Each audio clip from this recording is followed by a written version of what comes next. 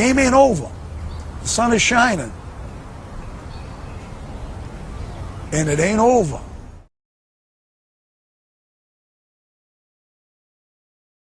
You wanted the best, you got the best from my home studio on Long Island, New York. Welcome to Ian Scotto Rocks. I am your host, Ian Scotto, and I came across this clip of Tim Pool making an absolutely absurd argument that Metallica is bigger than Taylor Swift.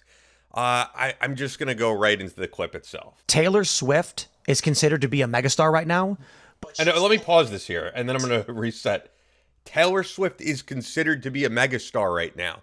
Yes, Taylor Swift, take away whatever your personal feelings may be on her. Taylor Swift is an absolute megastar, considered to be a megastar. Yes, she's a megastar. All right, let's go back. Taylor Swift is considered to be a megastar right now. Yes. But she's pulling in a tiny fraction of what Metallica pulls in. No. And that is the celebrity superstar of the day. And she gets nowhere near. Like, what was that video from the 90s of Metallica playing in Germany or whatever? Oh, yeah. There's like 15 million people or something. So many people, yeah. What was it? Russia, yeah, it was Russia. Russia? Where's Phil when you need him? And by the way, who he's referring to when he says, "Where's Phil when you need him?" They're referring to Phil Labonte from All That Remains, who is regularly on Timcast. And I know Phil, not well, but like I've interviewed him a couple of times. I've met him in person. I guarantee you Phil would tell them that they are wrong. Because unlike them, apparently, and I know Tim does his own music on the side and stuff like that, but Phil knows the music business, and I guarantee Phil would tell them Metallica is not bigger than Taylor Swift. And I'm going to get into it all, but let's keep playing. Sure, yeah. I can't remember how many people were there, but it was like a lot of fucking people. Oh, excuse me. Sorry about that. There's a lot of people there. In 1991. 91, yeah. Yeah. That's insane. Yeah, it's wild. So we might be reaching the point. 1.6 million people in attendance. This might be like a natural process of the physical world that's happening right now, to be honest. Because if you think about like the counterbalance between nuclear fusion and gravity in a star, it's what holds it together, right? Well, it continues to explode. I don't know what this guy's getting into. I don't know if they're going to play the clip. Like, yes, that is an absolute ocean of people there. It's insane.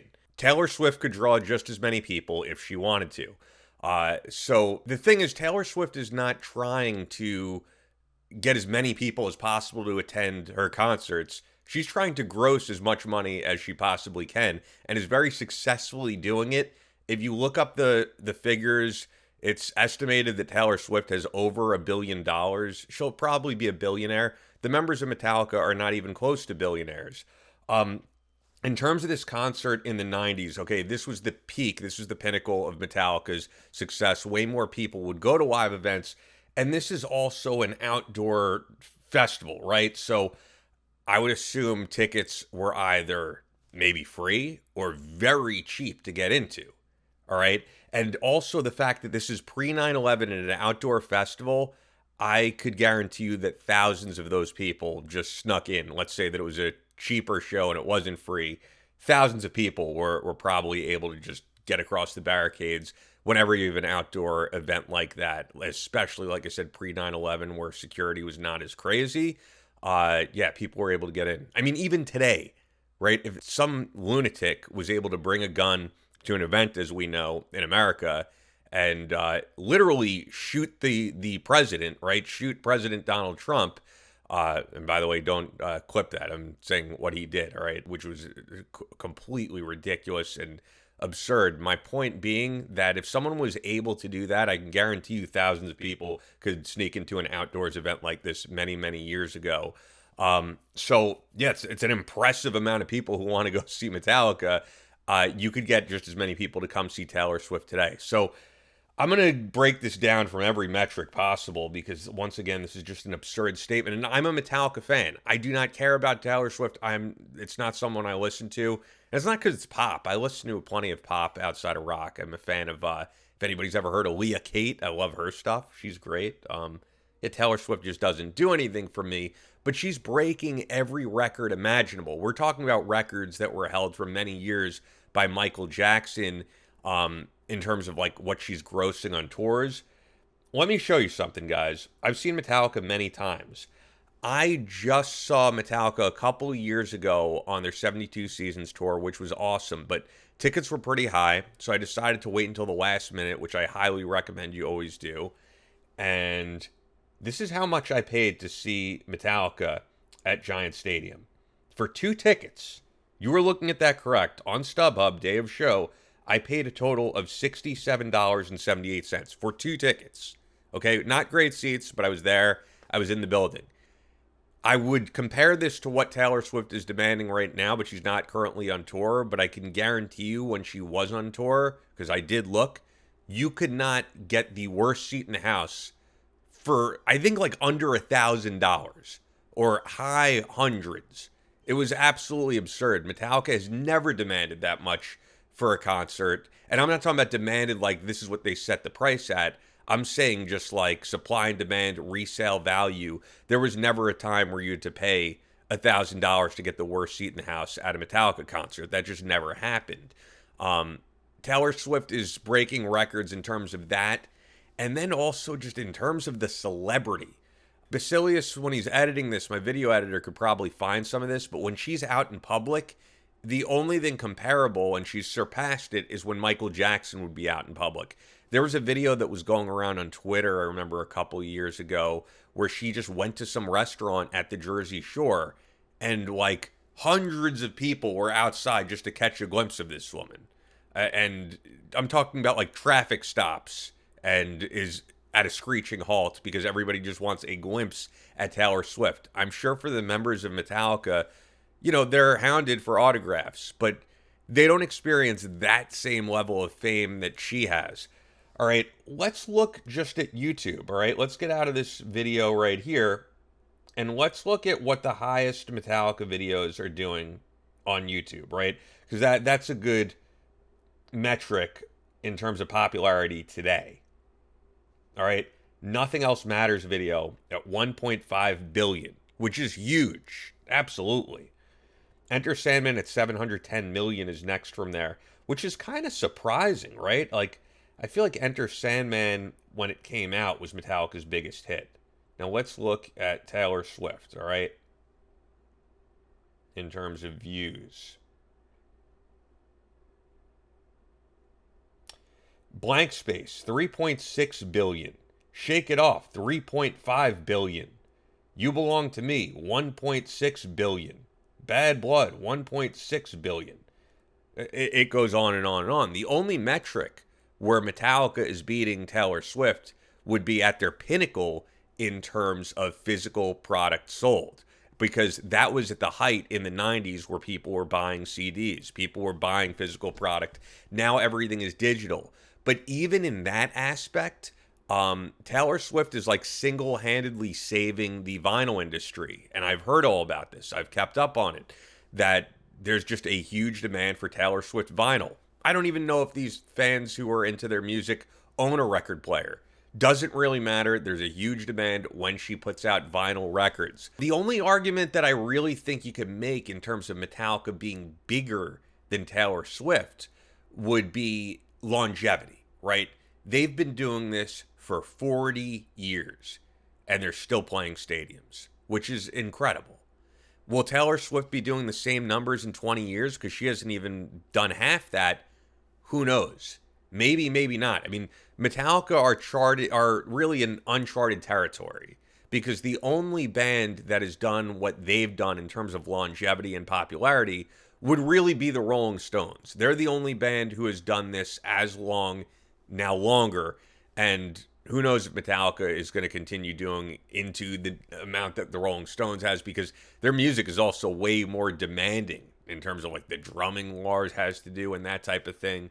But they're the only band you could really compare them to or say is bigger in terms of longevity. Maybe like AC/DC or something, but I'd say Metallica is probably bigger than them. So, yeah, the argument really can't be made. Like, Metallica's done amazing things in terms of longevity once again. Like, there are artists that were at one time bigger than Metallica and for a short period of time, and now they're bigger than again. Like, the first one who would come to mind for me, and I'd have to really dig into the numbers and do a deep dive, but there was definitely a time Lady Gaga was bigger than Metallica. I would say right now, at this moment, Metallica's bigger. There was a time where Justin Bieber shut down an entire mall by me, like when he was first coming out. And you can look that up, Roosevelt Field Mall. They had to shut down the entire mall because, like, you literally couldn't move throughout the mall. So there was definitely a time Justin Bieber was bigger than Metallica. Right now, I would say Metallica is once again bigger than him. And for a lot of these artists, it's like they put out a dud and their popularity seems to fade. Metallica's put out a few albums that are considered duds, but somehow they've always been able to go past that, right? It's always been a wave they've been able to ride out, and there's always been like a high demand to see them live, and there's still fans buying physical releases, streaming, all of that. So, look, I love Metallica. As I've said, have seen them a number of times, have bought just about every album they've put out. And what they've done in terms of longevity is amazing. And also that clip Tim Pool showed, or the picture Tim Pool showed. It is amazing that they drew crowds of people like that. And, you know, all respect in the world for that. But Taylor Swift could do the same. Her focus seems to be right now on grossing the amount of money that she can, or her team's focus seems to be on that. And in terms of that, well done, because, like I said, the only person who was on the level of celebrity that she is right now would be Michael Jackson. And like her or not, look, I love Michael Jackson. To me, Michael Jackson has way more merit artistically, but she has surpassed him. So at the end of the day, Tim Pool is just wrong in what he's saying. He's completely incorrect. And I think here's where I'll leave it at. I think that he's trying to make a political statement, because that's what Tim Pool does. Tim Pool is a political commentator. It's a political show. And I think the point that he's trying to make is that the public doesn't want to hear celebrities pushing their political agenda anymore. And I've made that point before, actually, on Battle Line Podcast, which I also do. And yeah, in this past U.S. election, not to get political, but just the facts are, every major celebrity, including Taylor Swift, came out there with this huge endorsement of Kamala Harris, and at the end of the day, it didn't matter. She didn't win the popular vote. She didn't win the election. Donald Trump did, and it didn't matter celebrity opinions. Okay, that would be a valid point to make. But to say Taylor Swift is considered a megastar, she is a megastar. By really every metric you look at it, where she's at right now, she is the biggest music artist to ever exist. Will she be able to do it as long as Metallica has? That's yet to be seen. But I'm just making the case that he's wrong on that. And let me know your comments below. I was looking at the comments actually on his video, and quite honestly, it was a lot of people just kind of kissing his ass on this. And, you know, I wish people would just, I mean, there are obviously people who probably don't know any better, but like, you know, just Metallica is better than Taylor Swift this year, or greater. Taylor Swift music is boring, basic shit, and the fan base is insufferable, blah, blah, blah. You know, Taylor Swift had never heard of him, stuff like that. So this is not about who you like more, or if you don't like Taylor Swift. Like, I'm not a Swiftie by any means. I'm not a hater. But the argument he's making, like, I would just toss that out the window because it's completely absurd. But let me know your comments once again below. I want to hear what you guys think. And hopefully, like, I think my audience, it has the, I don't know, has the brain power to say that this is just not a good argument, even if you're a diehard Metallica fan. With that, on our channel, we do deep dives on different topics in rock music. We cover rock news, and I also have commentary on different topics going on in the rock genre. With that, be sure to subscribe to the channel. If you want to check out my merch, I have some great stuff you could check out in the Etsy store. Link is in the description. You could send us a super thanks if you want to donate to the show. And with that, click on this video right here if you want to binge watch some more great content here from Ian Scotto Rocks.